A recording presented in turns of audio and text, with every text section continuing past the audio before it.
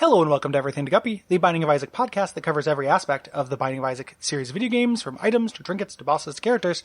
My name is Gary Butterfield, and with me as always is the Father, the Son, the Holy Co-Host, William Hughes. Co-ghost, Gary. Well, okay. I don't know about religion. Okay, no, it's okay. It's simple. Teach me. Sure. Well, God comes inside you in the form of Jesus and the Spirit, and then Adonai Hoshana, Hoshana, Adonai Hoshana. What does Sean and I have to do with God? Everything. Probably true. Guy can put his whole fist in his mouth. God. Man, has anyone done more for Shauna Na than Andy Daly? He's really raised awareness. Like in a really serious way. His the episode of the that's one of my favorite of the podcast pilot project where they talk about the house.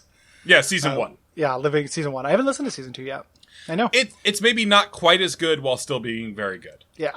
It's got an episode that is serial based that's very funny. I've kind of been saving it. Ooh. For a yeah, rainy day. Sha-na-na house is great.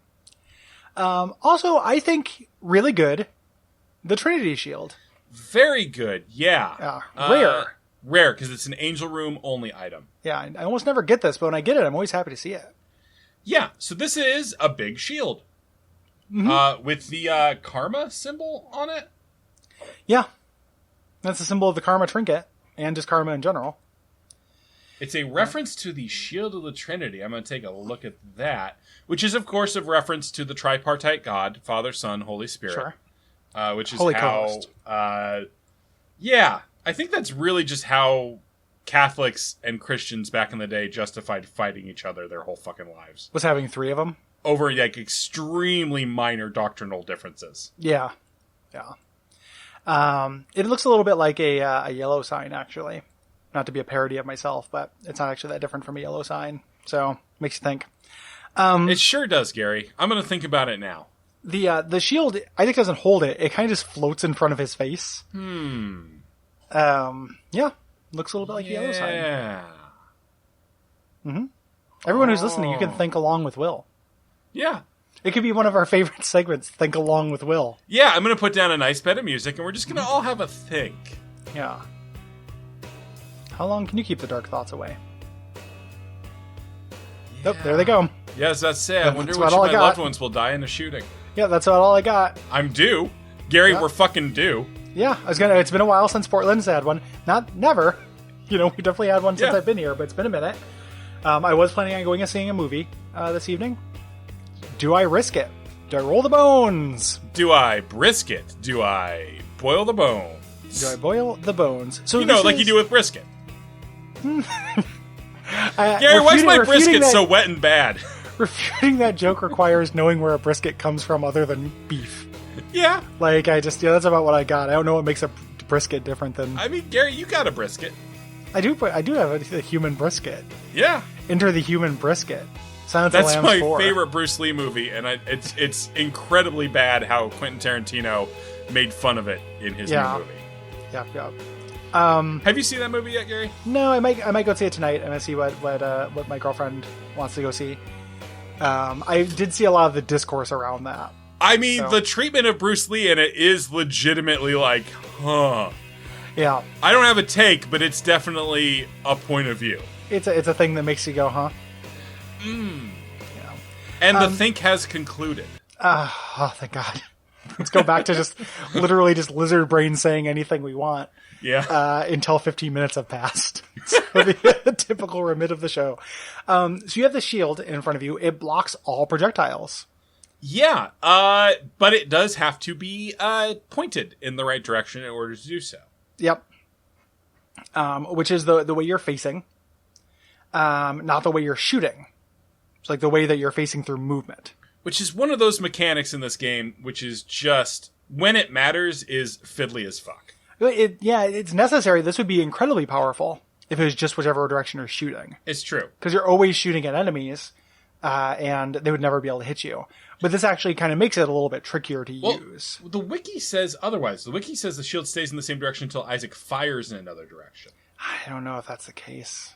I don't either, but also I don't either. care. Yeah, it's been a minute since I've had this. Generally, when I get this, it's through rerolls or through Eden starts or something, since I rarely go Angel Room. See, I love Angel Rooms. I do too, but there's just too many. Like, I feel worse about the low cards in that deck than I do the Devil ones. Like, I feel worse about getting Holy Water than I feel about getting, That's fair. like something shitty I don't want in the Lord of the Pit once I already have flying or something. Yeah. So I just don't do it very often, but I could stand to do more. I'm going to, this big content update's coming up. Yeah. Probably December, they say, like late this year.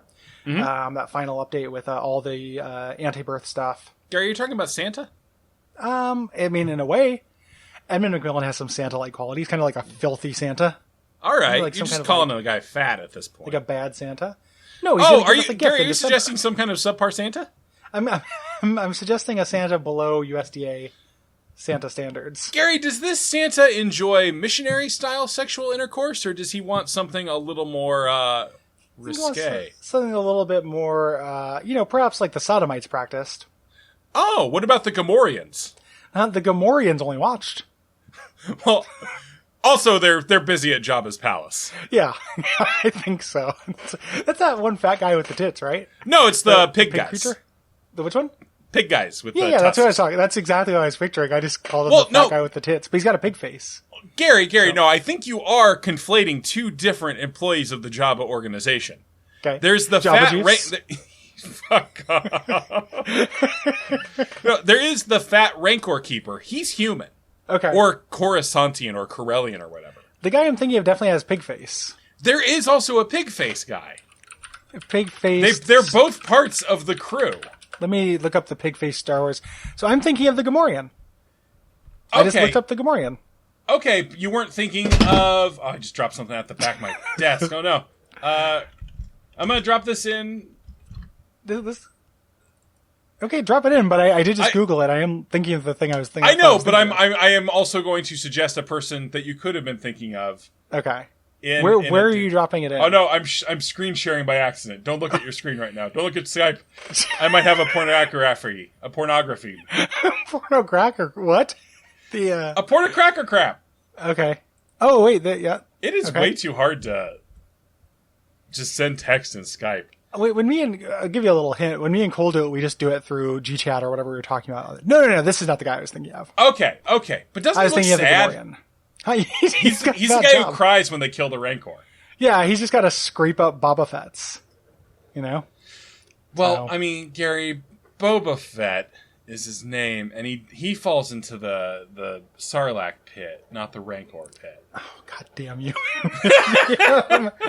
I mean, you can try to convince me that there's a difference between a Rancor and a Sarlacc. Gary, there's a huge difference between a Rancor and a Sarlacc. Difference. A Rancor lives to like 30, maybe. A Sarlacc is thousands of years old. It contains immense and vast wisdom. You're thousands of years old. Thank you. Did you know that this about the difference between Rancors and Sarlaccs? I think I've proved I do. It's fantasy, even, and this includes things that I love. It's so dumb because you end up having sentences like, "Oh, there's a difference between a squeak squawk and a boop bop." Like that. Just as sentences, they end up being the silliest shit that you could ever imagine. Well, Gary, is it that difference from saying there's a difference between a mouse and a cat? Yeah, it's really different. Very much so. I would get rid of Pocket if I found out George Lucas created him. Oh, that's rough. I was saying that for him to hear. So yeah, you just want to keep him on. You don't want him getting complacent. He's been a bit of a pill lately. He bit my Achilles tendon while I was brushing my teeth today. He's really moving forward on his. He's like one of those Redwall animals. He's just waiting to stab you. But so big for a Redwall animal. We can't let the Redwallians get this much power. No, he's over on the Stoics side. Oh, good night. Did you know that the shield changed colors when you got different effects? I don't think I did. That's pretty neat. Yeah. It's just cosmetic, but you can change it to different colors. That's very cool. That's some Terraria shit. Been playing a lot of Terraria, so. Oh yeah, even this morning you did. I did. I had game church this morning. It was great. Yeah. And that's why you're able to teach me about religion. Yeah. The Holy Trinity of Terraria is Terraria, Minecraft, and I don't know. Starbound. Starbound? Or probably Stardew Valley, actually. Yeah. You ever have a Harvest Moon phase? Yeah, I like the Harvest Moon games. I played the first few. I played a lot of the Game Boy one, which is basically a port of the first one. We covered Harvest Moon 1 for WoF. I never got into it when they became action RPGs. Yeah. And that was beyond me. And then Stardew I got into, but then I was like, I can't play this on my PC. I need it to come out on Switch. And then now that it's out on Switch, I have not bought it yet because I'm like, I don't know if I need this compulsive depressive game right now. Which is interesting because it's a compulsive depressive game to make too. Yeah. The making of that is covered in Jason Schreier's Blood, Sweat, and Pixels, and it's a huge bummer. Yeah, I'm not surprised. But I think I read something about that. Like, happy ending in that the dude's a multimillionaire now. But just, like, 6 years of just, like, depressively working on his thing while his girlfriend supported them. Yeah. Kind of sweet, but also... Ugh. That's rough stuff. Rough stuff. Patreon.com/Duckfeed.tv. It's actually, course. We're doing great. We appreciate it because of listeners like you. Yeah, I guess we're pivoting off of... I was just trying to do a segue. There's no segue king now. He's been deposed. Yeah. It's okay. We don't need a king. No gods, no masters. All right, BioShock. No, BioShock. Perhaps the... trying to pick a... I can't even pretend to be a libertarian right now. Yeah, it's a little rough. My improv skills are... I know, and before anyone, it's like, why don't you want to pretend to be a libertarian? They didn't shoot up the thing. I know! We fucking know. I know. I just can't pretend to have opinions I don't have right now, because things are bad. Except for that I would get rid of Pocket if I found out George Lucas created him. Like, if he was an Industrial Light and Magic creation... Yeah. Hats off to them, for one, because he pets like a real cat. Mm-hmm. But also... Alternatively, if George Lucas fucked a cat. Oh, like a half cat, half Lucas, like a brown Jenkin. Yeah, like that beautiful picture from What We Do in the Shadows. Yeah, that's exactly... You solved it in one. Yep. It's exactly what that would be. Except it's George Lucas instead of Jermaine. I'm moving into Manimals now because I think film is dead and, I just want to make more Manimals. It's kind of sad that I'm alive and Jim Henson's dead, even though we talk alike. It seems like we should switch places. I've been trying to revive him through my Manimal program, and I'm going to make it half me, half Kermit. Wait, so no Henson involved? No, the spirit of Henson is what I'm looking for. I'm gonna turn him into a human Ralph. Yeah, I'm looking Sorry, into Rolf. I'm looking into create. That big monster comes out on stage. I'm looking to become one of those things to increase my strength and accuracy. I've also been getting real into Jenga.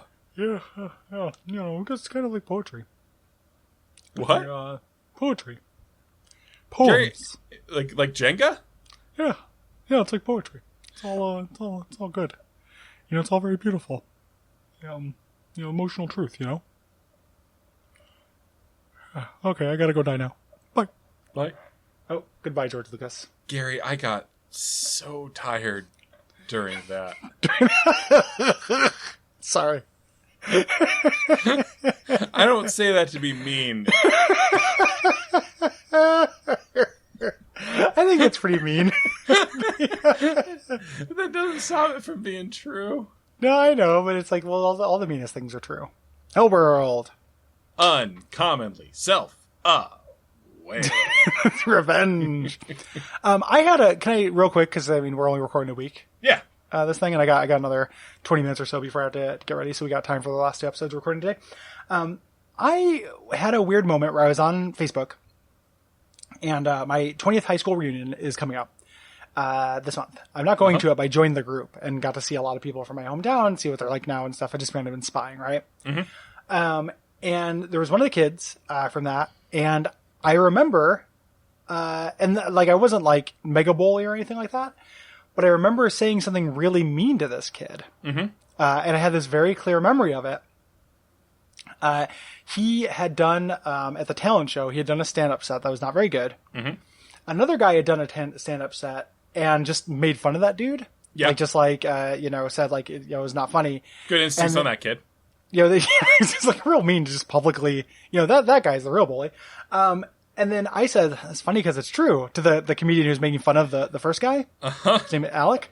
And then Alec, who I didn't know was sitting behind me, leans into my ear and said, revenge is a bitch, Gary. No joke. Like, that actually happened. That's amazing. And I hadn't thought about it for, 20 years, 22 years. You know who has? Alec. I thought about, though, Every because fucking day. Since I saw him on Facebook, I saw, like, he's into, like, a bunch of the same stuff I'm into, like, a bunch of games and shit like that. And it was like, is it worth, like, apologizing to that guy for that really mean thing I said? Absolutely not. Yeah, probably not. But I did have the thought about it. Like, I was just kind of like, oh, like, was I bullying that guy? It's like, no, I just said, like, an offhanded mean thing. It probably wasn't best practices and was pretty shitty, but I'm not, not gonna enforce myself into his life or whatever. Yeah, I don't give myself a pass for a lot of things. I give myself a pass for most of my high school behavior. Yeah. Yeah. It's probably a good thing. To be fair, which did not, encompass the things you should not be given a pass for. Yeah, yeah. Yeah, it's not, you're not giving yourself the blanket pass on all the capital M monsterisms. Just kind of like acting like a shitty teen who's like full of hormones and your brain is not fully developed. Yeah. All right. So, well, pretty shitty. Good addendum to the episode. I feel like we covered a lot of ground this episode, like an inadvisable amount of ground. Well, that's the Everything to Guppy promise. It is the Everything to Guppy promise. We go far afield. Far afield, this podcast. We talked about Patreon.com. We talked about ratings and reviews. Now the only thing I have to talk about is how Baby Huey always wins. Thing from anime.